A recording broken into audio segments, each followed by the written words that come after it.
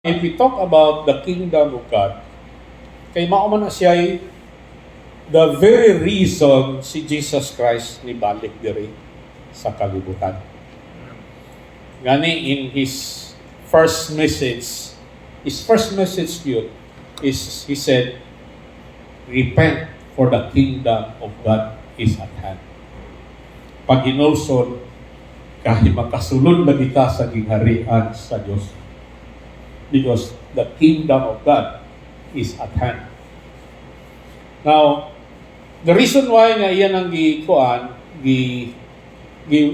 ang imo niyang message is because God's intention for His coming is to restore the kingdom of God which was lost to Adam. The dominion in the kingdom of God which God gave to Adam. Okay? The kingdom of God is not a religion. It is not even a church. It is also not a territory, physical territory. But the kingdom of God is the governing influence of God.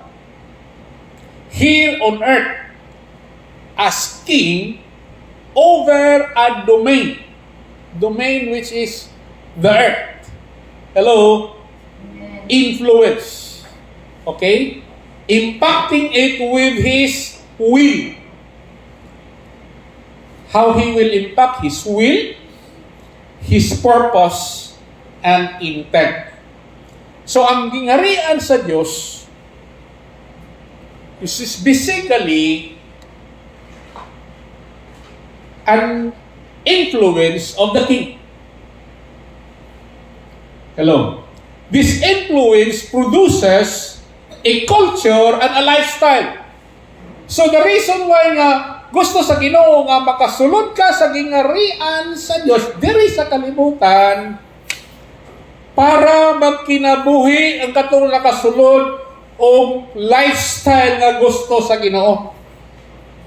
Nga gusto sa hari. Are you following me? Because basically, the kingdom of God here on earth is not yet a physical territory.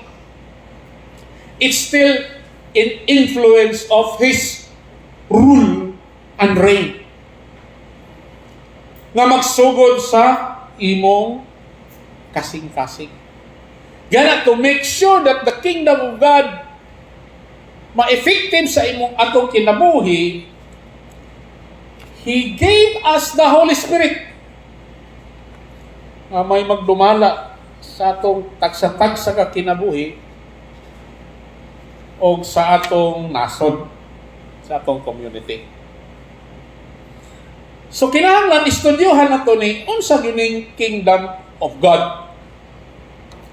Hello? Kaya ang atong natun-an, ang atong nahibawan, dili man kingdom. Republic man of the Philippines. Hello? Lahi ba kayong republic? Lahi ba kayong kingdom?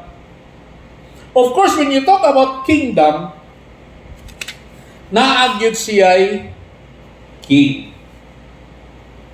Hello? Amen. Naa siya'y king. Shall we read this?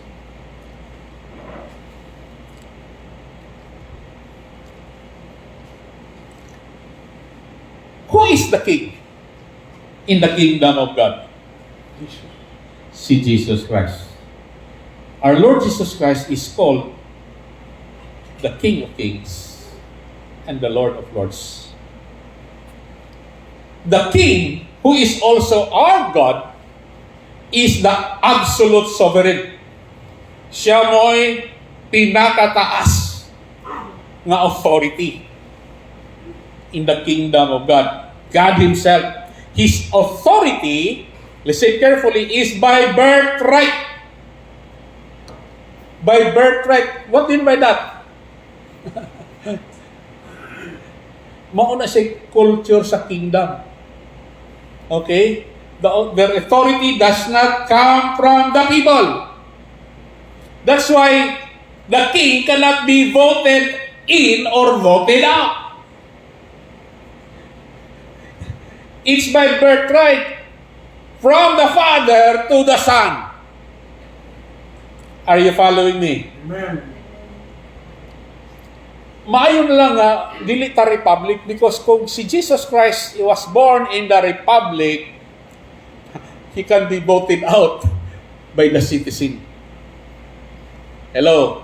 But in the kingdom of God, Jesus Christ is the king. Okay? And if Jesus Christ is the king, in the kingdom of God, na ang yung territory. Kung i-explain sa inyo ang territory. The domain of God's influence is heaven. Heaven is where God resides. Kanang heaven, wala na diri sa earth. Basically, heaven is a physical, it's a territory somewhere in the universe. Hello? Nganahan nagpuyo ang Diyos. While the kingdom of God is any territory nga naa siya influence, which is earth. Extended, including the earth through you. So the influence of the king in this earth is through you. Through the church. Kaya naman, ikaw man ang lawas ni Kristo. Jesus Christ is a spirit. He cannot rule it directly in the earth. So, kinahanglan siya o body. Hello? Para mo dumala diri sa kalibutan o ikaw na amin. O corporately, kita na nagitawag ko church, nagitawag ko simbahan. Are you following me?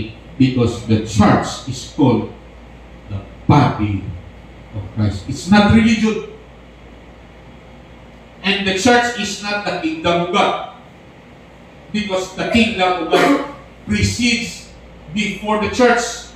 Because the kingdom of God was there even before the foundation of the earth. Hello? Amen. And the constitution in the kingdom of God is the Bible. Kaning Bible, mao ni the basic foundation of the constitution of God. It's basically the maker's manual. Like the Philippines, we have the Constitution where we derive all our laws.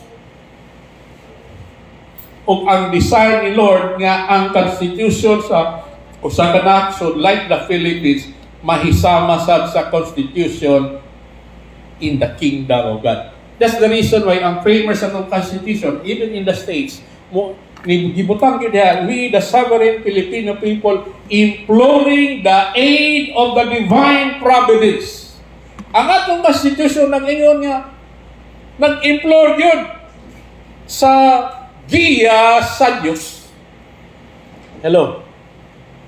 Kasi the foundation of all laws are from the laws of God.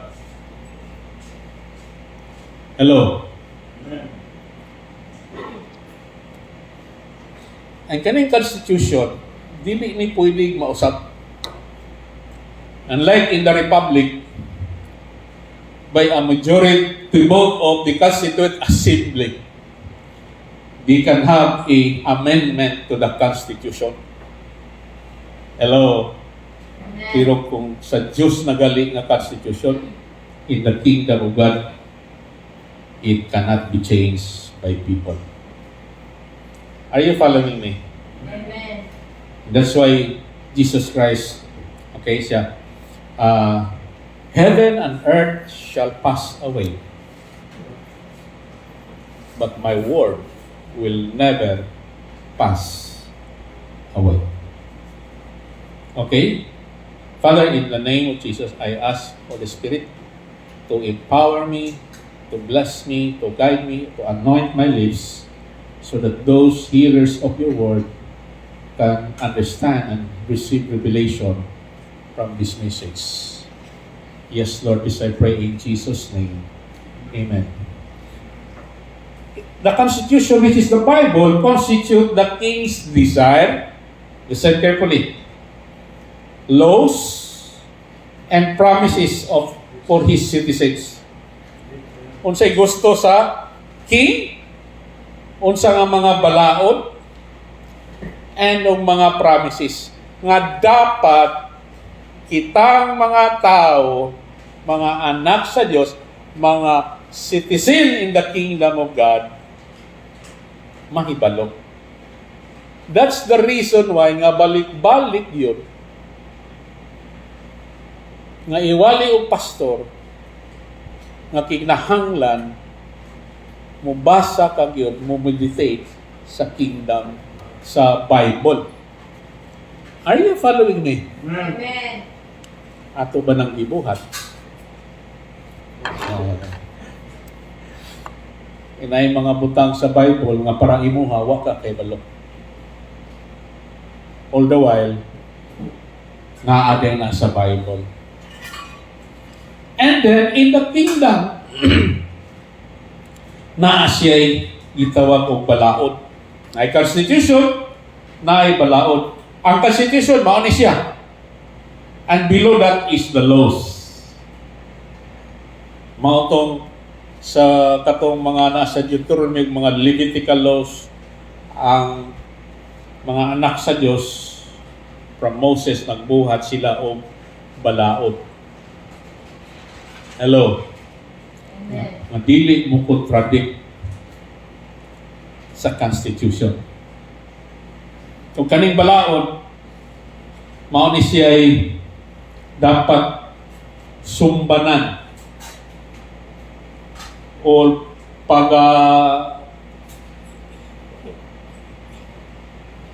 sundon sa mga tao, so that there will be order. Hello? Amen. In your domain. Okay? Are you following me?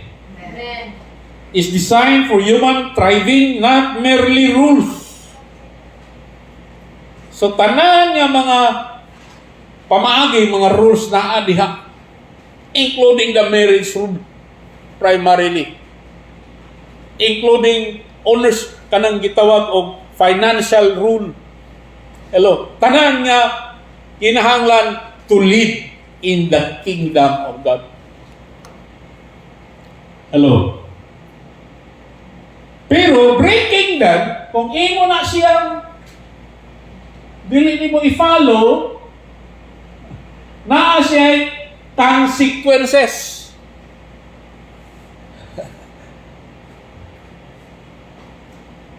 Direktin ko lang sometimes, kaysa ginumura man nga pulo, muli mo ta, ay, kasabot na bitaw ang Ginoo. Pero balakot mo siya. Kung imo nindi disobey nga rule or laws of God, na anak siya consequence. Di isasari ni judgment na siya. Okay? Na isang putanan. Hello? Daghan kaayo nga balakod sa Dios nga wa na to ipayo. For all you know, ang hindrance sa imong prosperity, kay gusto man sa Ginoo nga prosper ka, kay wa lagi nimo i-follow ang iyang mga pulo. Kay kanang pulong sa Dios, balakod na sa Dios. Kung sa gay isulti sa Dios, mahino ng balakod. For example, if God speaks to you, nagsultihan din ka ba? It becomes a law to you. Gitawag na siya private law. It's what we call favor. favor. Para na sa imo. Amen. Bisag asa ka kay nanay personal nga isulti ang Ginoo nimo, you will have the favor of the king. Pero naay balaod nga public law. Ano yung bala yun eh? Kung punis mo, may ka ang law. Privately, there is a consequence for you privately. Pero ang law na ay mong i-disobey is public. Nagibawakan sa community. There is a consequence also publicly. Hello? Are you following me? Lahit ni siyang judgment. Kaya kaning judgment or punishment, this is our series of events. Insultihan ka, dili lang kinamayo. Pero ang Holy Spirit mag-convict ni mo, ayaw ginabuhata. Yung kamaminaw. Then, ay musulti ni mo, pastor ni mo, ayaw lang ginabuhata. Eh, di na mayo. Then, makakita ka lain, mga sibili Kristohano, musulti ni mo, dili lang ginamayo. Kunya, magiging kong kamaminaw, then, naka-infilter ka o mga sirkonstansya na nag-hatag ni mong mensahe na Allah ka ng di lang ginamayo. Di gyapon ka maminaw. Judgment. Kung ang consequence ng judgment, mas bukat siya kay kanang normal yung pagkakuha. And you wonder, sulod-sulod ka sa simbahan, yung mangayot pagika sa Ginoo, you're living in a gross sin. You know what it is in the Bible? It is called an abomination of the Lord. Saan ang abomination? Insulto sa Lord. The sin. Anong, wicked kayo ka ba? Like mga kontraktor, mga kurakot ba? Wato silang simbahan. Nagigutan sa Ginoo. Insulto na nila. Are you following me? Amen. The only prayer na gawaton sa Ginoo from the wicked is a carefully a prayer of repentance. Are you following me? Amen. For the lost. So, ang kingdom na ay balaod. Ang kingdom na asab siya ay citizen. Ang citizenship, ibutang na rin, individuals enter through being born again. Iklaro lang na ako. Being born of God. Being born of the Spirit.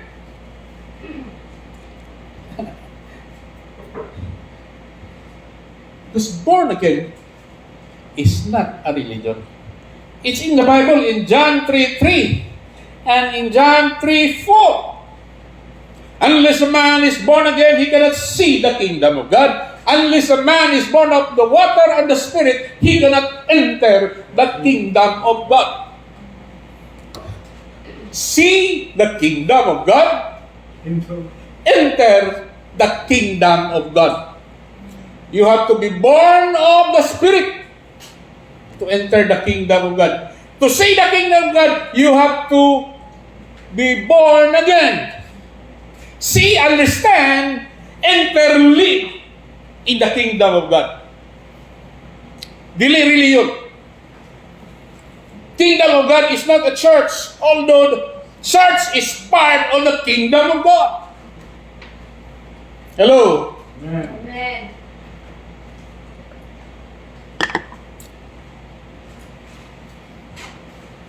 Turning from rebellion and placing trust in Jesus.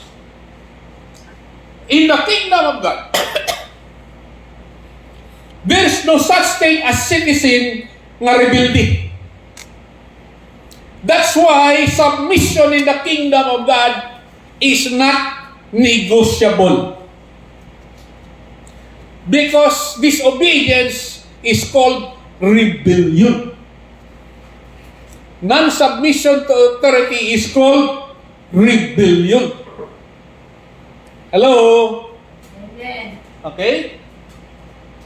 So entering the kingdom of God is through being born again. Not entering Harvest Community Church, not entering CCM, not entering City Church, not entering Living Word, not entering Catholic Church, not entering in that particular denomination. But entering the kingdom of God. Gingharian sa Diyos. Kaya ang gingharian sa Diyos, dili siya building, dili siya organization.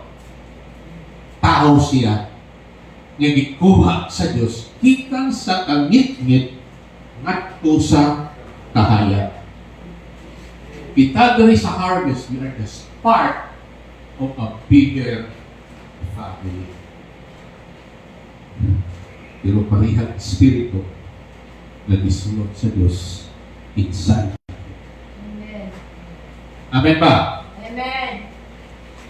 So, this grants them citizenship in the kingdom of God.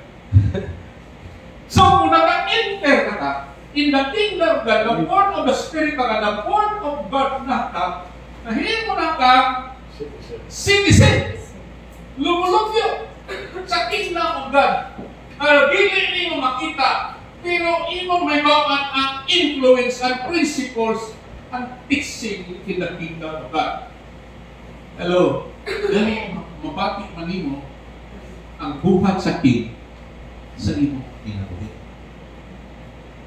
Are you following me? Amen. Kung citizen na ka, na kay privilege sa citizen. At kung walang pamahimong citizen, wala ko sila privilege. Amen. Kung sa'yo privilege sa citizen, the promises of God contained in the biblical constitution.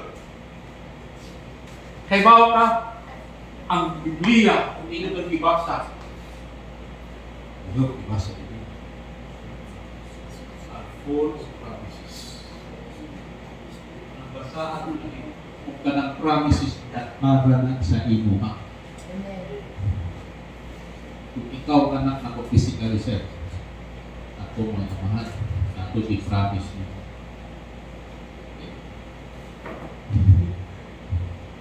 Sige kubat, hindi ka sa citizen, anak ako yung God. Hindi ka nag-promise mo ka na ito. Hindi mo promise eh.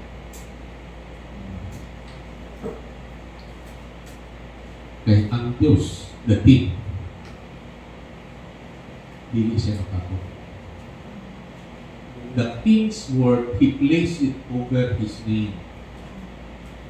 Hello? Amen. Meaning, mas nagaang preference niya ang iyang ulo.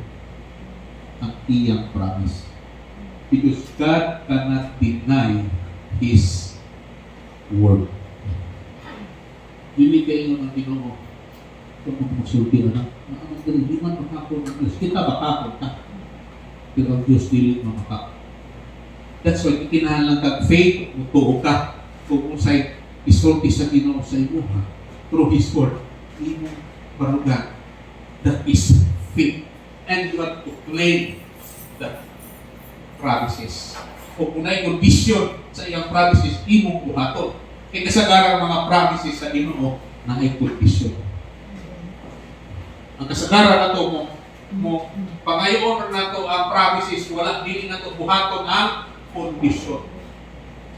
Hello? Amen. Kaya wala ubang dili kay faithful sila, ay ayun ang gusto, ang katulang i-promise, dili sila bubuhat sa condition. Because the promises that contain citizens can petition. Magka-petition ka. Through prayer. To see that your rights or your promises are manifest na sa inyong kinabuhi. Kaya mong prayer, grabe na power. Kung you are properly aligned with the king, with the government of the king. Hello? Amen. Prayer is, with faith, is the language in the kingdom of God. Are you following me?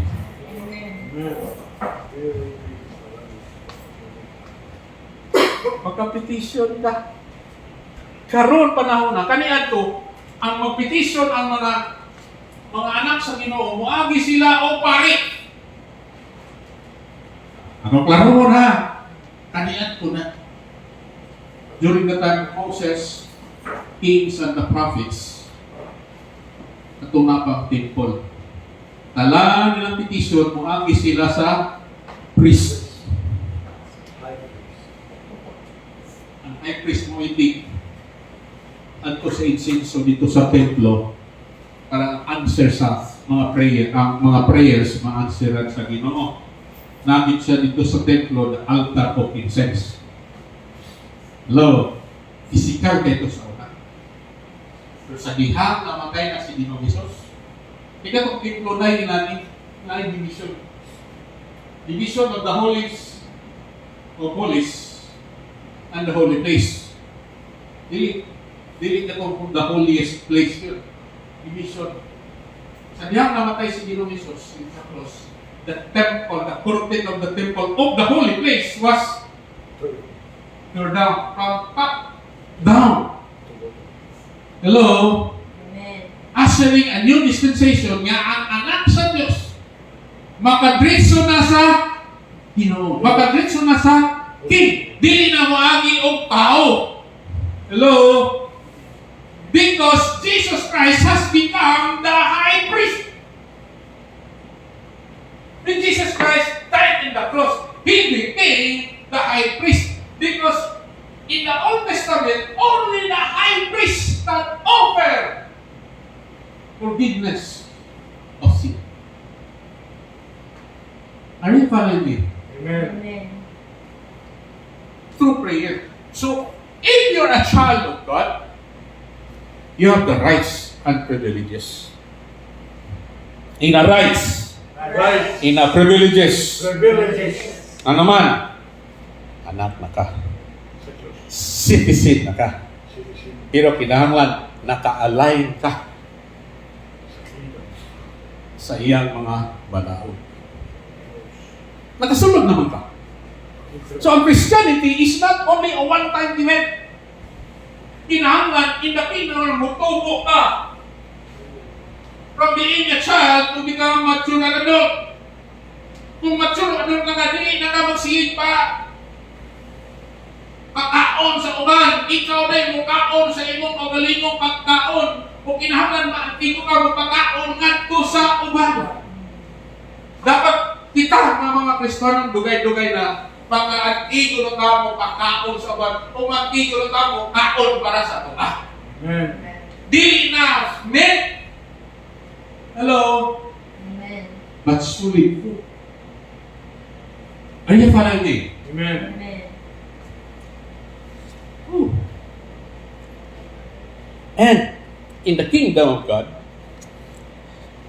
there is what we call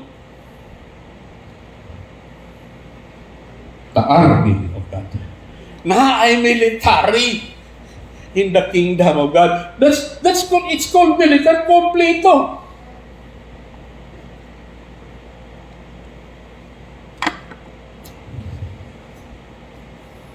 Hello. Unsa man ning military sa Amen. gingarian sa Dios? The angels. Who are charged with the responsibility of protecting and defending the citizens of the kingdom of God.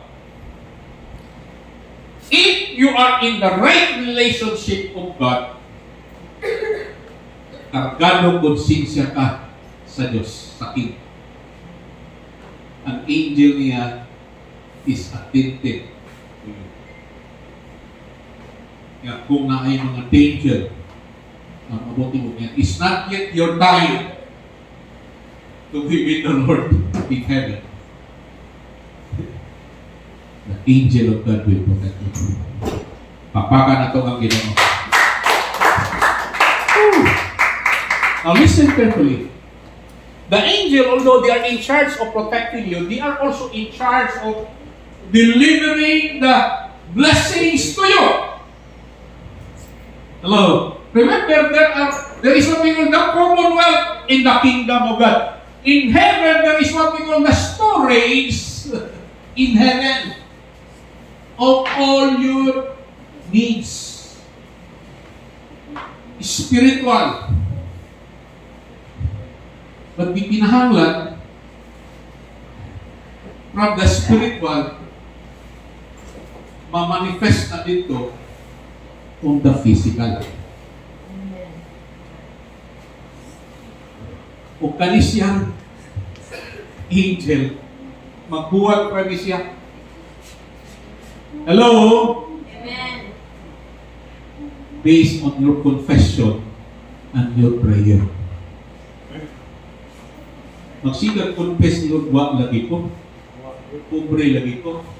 Pagkutan ka, kumusta na ka? Kaya kung ka maulang ihapon, mag-uol ang angel. Hilit ka diho. Kaya yung confession, yung itagaan mo, finality. Hello. So, bantayan ang imo panulti privately. The more it is public. Hello. Amen. Pero kung mag-pray ka, o confess ka, o declare ka na prosperous ka, then your blessing is coming. Ang mga angels mo, makita na sila pamahagi. Nga katong giapon ni mo, 2 weeks ago, 1 month ago, 1 year ago, matingala lang ka mo, abot lang. Ako, hindi giapon sa una. Abot lang. Dugay-dugay ba na ito? Eh, kulang mo ka sa pag-ampo. Mag-ampo galing ka, mo persist ka. Ayaw lang ng 15 minutes na pag-ampo. Hello? Amen. Di na lang mag-persistence. Kaya ang demonyo, mubabang man. Remember, the role of the devil is to kill you, to steal from you, and to destroy you. Gusto ka mangalagad sa Ginoo? Be prayerful. Ano man? Atakihon ka sa demonyo. Amen. Matingala lang ka. Kagamay lang din sa diferensya. Ulpo na ko na ayaw ang labas. Ano naman? There's a spiritual warfare going on.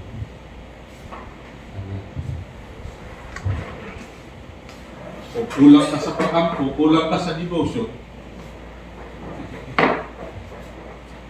Luoy ka. Kulatado ka sa devotion.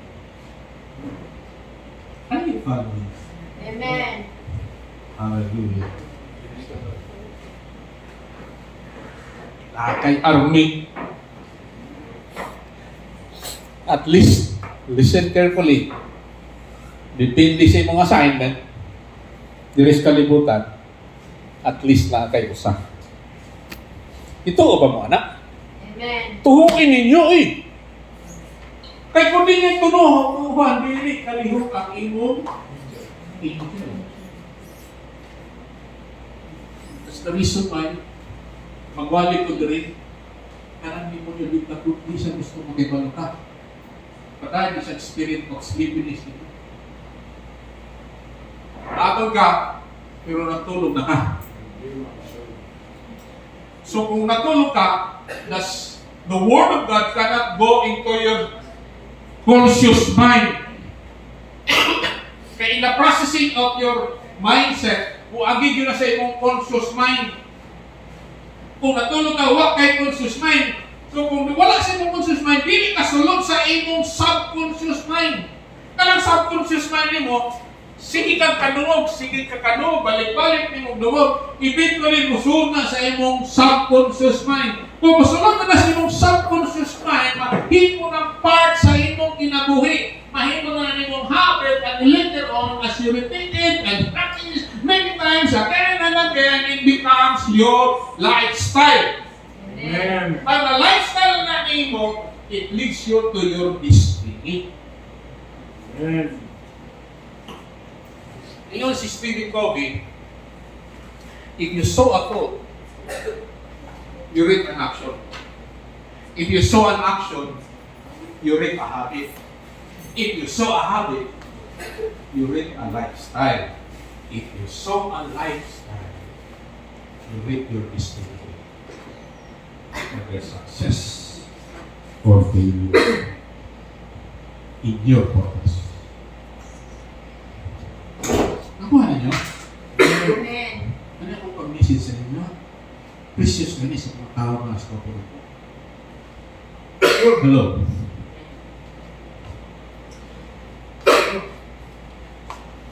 So,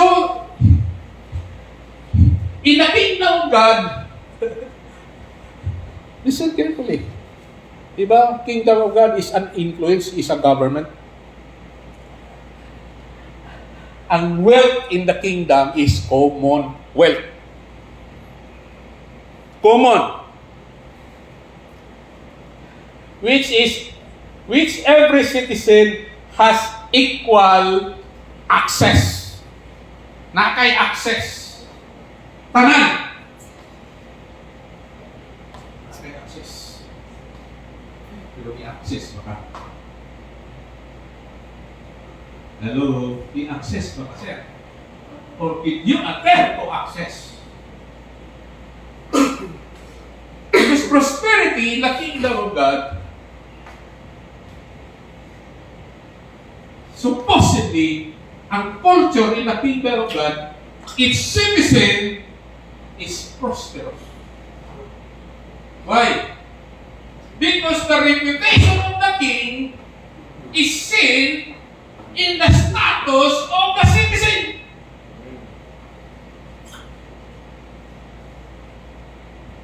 Now, precisely, there's a loss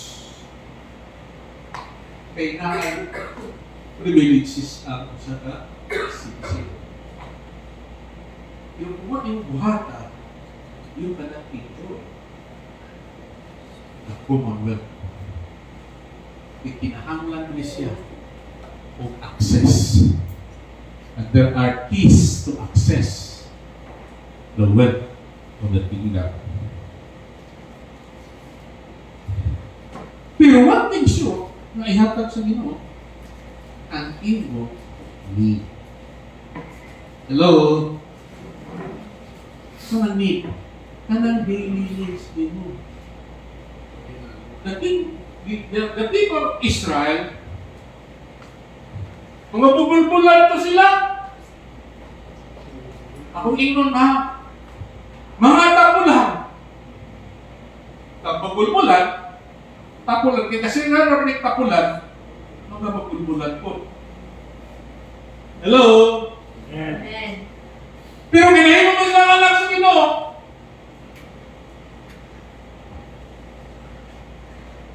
Responsible ang Ginoo niya. Gikuha sila sa Diyos, gikan sa Ehipto, kita dito sa Kanaan, pero gipaagi sila sa Ginoo sa disyerto. For the purpose, para ma-ready unta sila sa Kanaan. So gikuha sila sa Ginoo, gikan sa Ehipto, ang God has to divide the Red Sea para naging gagawa sila sa Ehipto. Ano yung palawin? Amen. Ang punto sa disyerto, wala'y pagtao dito. Kung paggawas sila sa Ehipto, naghan sila bahaw. Abot nila sa disyerto, nahutda ng ilang bahaw. Magulpul sila sa Ginoo. Kung doon nakasulod na sila, nakagawas na sila sa Ehipto, pero ilang kasing-kasing kung mapagyapon sa Ehipto. Gusto pagyapon sila makaop sa mga pinaan nila dito sa Ehipto. Mas slave sila dito. Hello? Pero ang heart nila, kung pagyapon sa Ehipto, although naanas sila. Nakawas sa ayaw sinana sila sa gingharian sa Diyos. Nakapalang sila sa disyerto. Kaya ang desierto is a place of testing and formation. I-form ilang karakter na. Ay, follow me. Amen.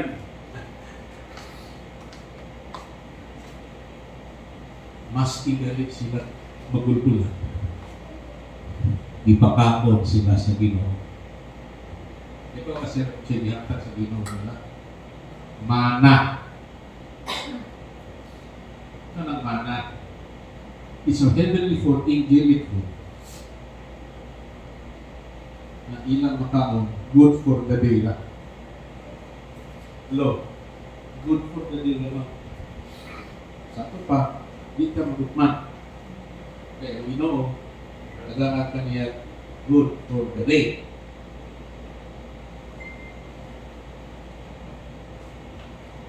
Anong good for the day lang ito sila? I-train niya ang mga tao that man should not live by bread alone, but for every word that comes out from the mouth of God. From the mouth of God. Hallelujah.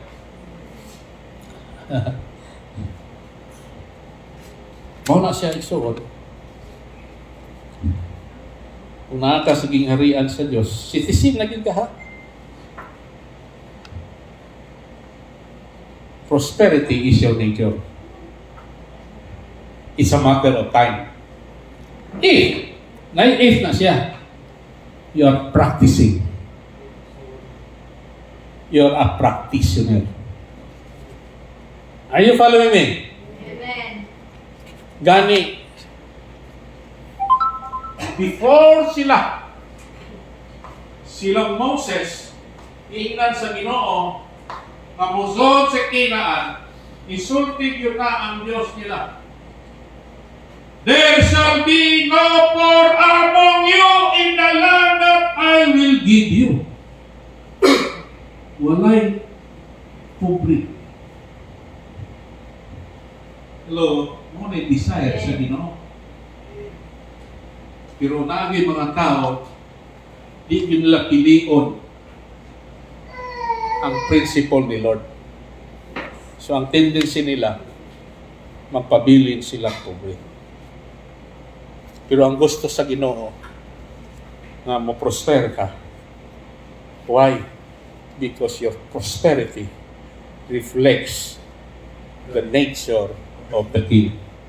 Because if your King is the King of Kings and the Lord of Lords, and He owns everything, the wealth of the world, then it follows that you as a citizen should reflect His nature. Amen. Amen ba? Amen. Amen. Mindset. Okay? And then, mauni siya ibantayan nato. Now, by the way, una ko makuhaan.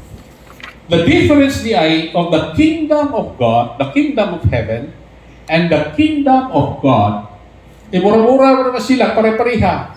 The kingdom of heaven pala, the kingdom of heaven is the residence of God. Puyanan.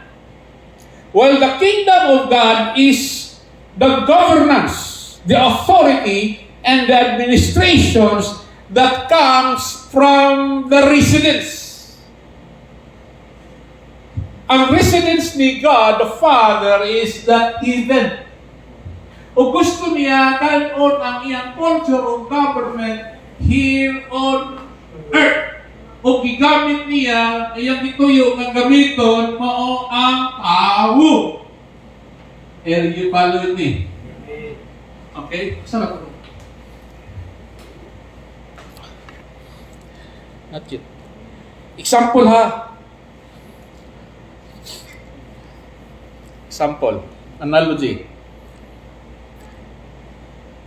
Dili lang ko gamiton ang Pilipinas. Ari lang ta sa Amerika.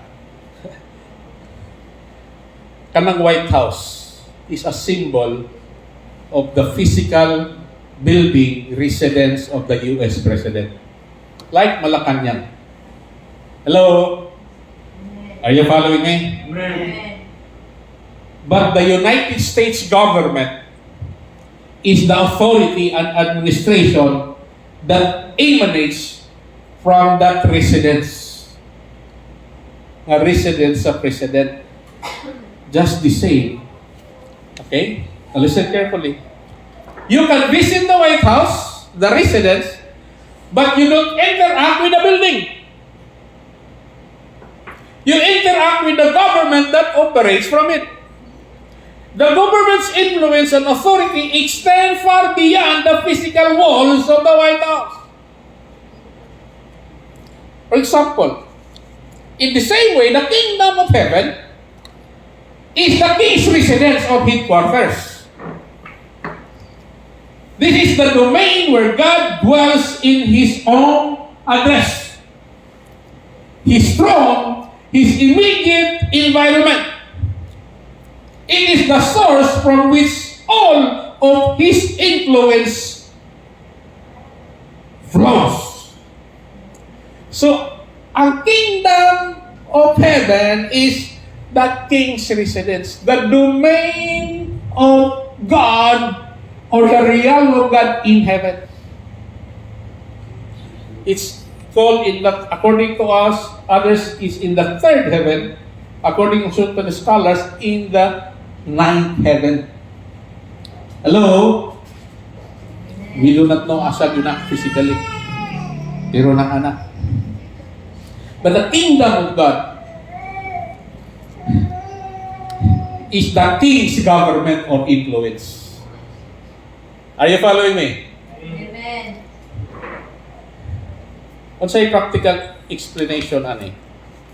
Okay? Heavens is a place. The kingdom is a government.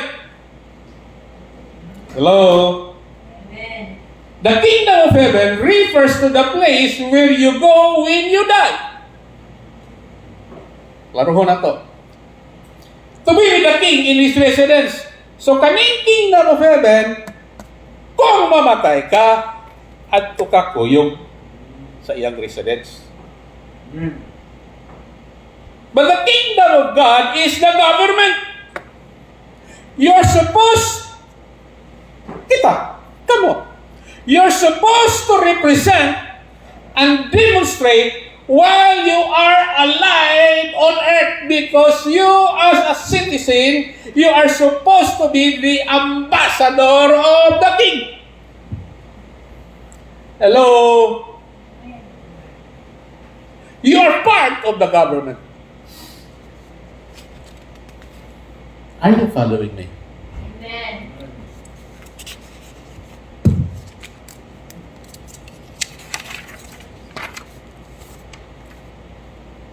So which means, the colony of heaven model thought that earth was designed to be a colony of heaven. A colony is a territory that represents the culture, laws, and values of its mother country. What's the mother country of the kingdom of God? Is the kingdom of heaven. So the kingdom of heaven is the mother country. The kingdom of God on earth is intended to be a mirror of heaven's culture. Gusto sa Ginoo, kung naunsay naa sa langit, maari diri sa kalibutan. That's why He included that in His Lord's Prayer. Your kingdom come, your will be done on earth as it is in heaven.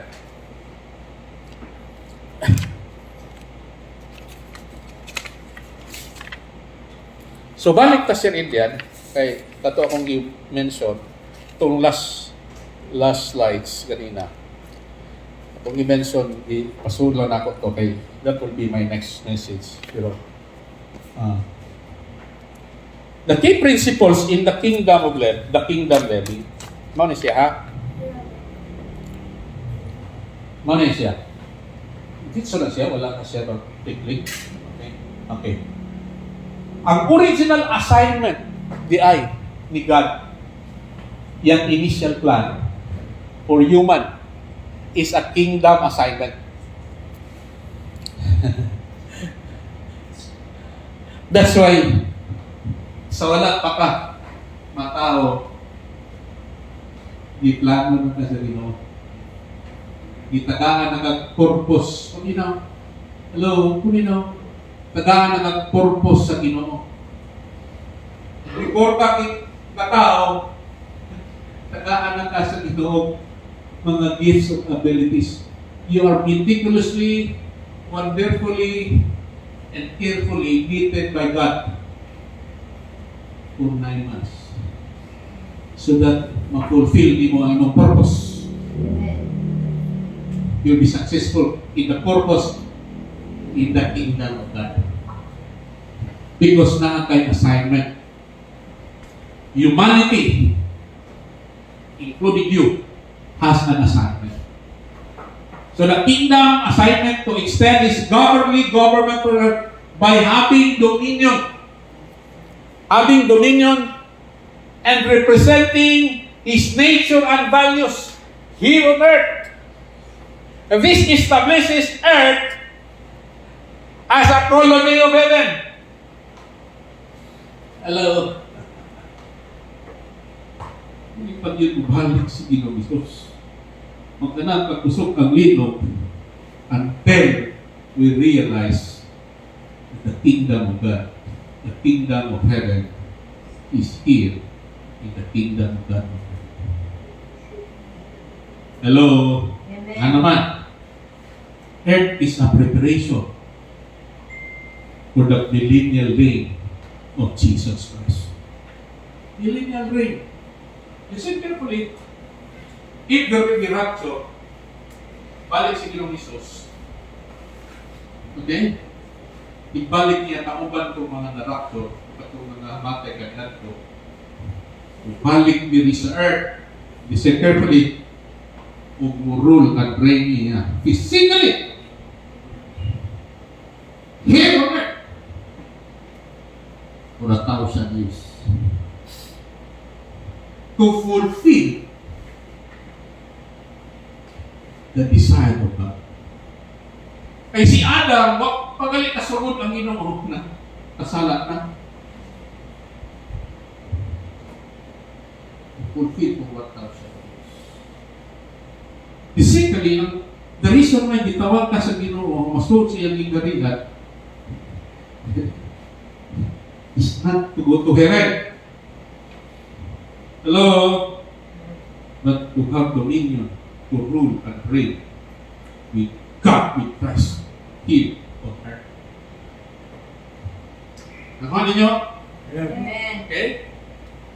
So basically, nahitabog naman na, hinay-hinay, wak pag yun. Are you following me? Amen. Because your identity, next please,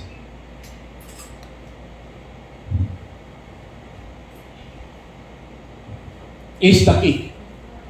Because believers are more than just servants. You are not just servants. You are the sons of the king. You are the friends of the king. Jesus is not only a savior, but an elderly brother. So imagine your king, dali na niyo maduol. Nga naman, he's your savior, and at the same time, your brother. So understanding this familial relationship is crucial to the joy and depth of the kingdom living. So, kung unahan ninyong Ginoo, even in your marriage, but there will be peace and joy with you. Are you following me? Amen. So, kung ninyo, i-implement yun na ninyo ang will ni Lord sa inyong pamilya. Hello? Remember, you did mamakat sila. Amen. Amen ba? Amen. Amen. Atong pagpaka ng Ginoo. Father, in the name of Jesus, we praise you, we glorify your name. Salamat, Lord, for our understanding about the concepts of the kingdom of heaven, the kingdom of God. In the name of Jesus, we give you praise and honor. Amen. Amen. And amen. God bless you.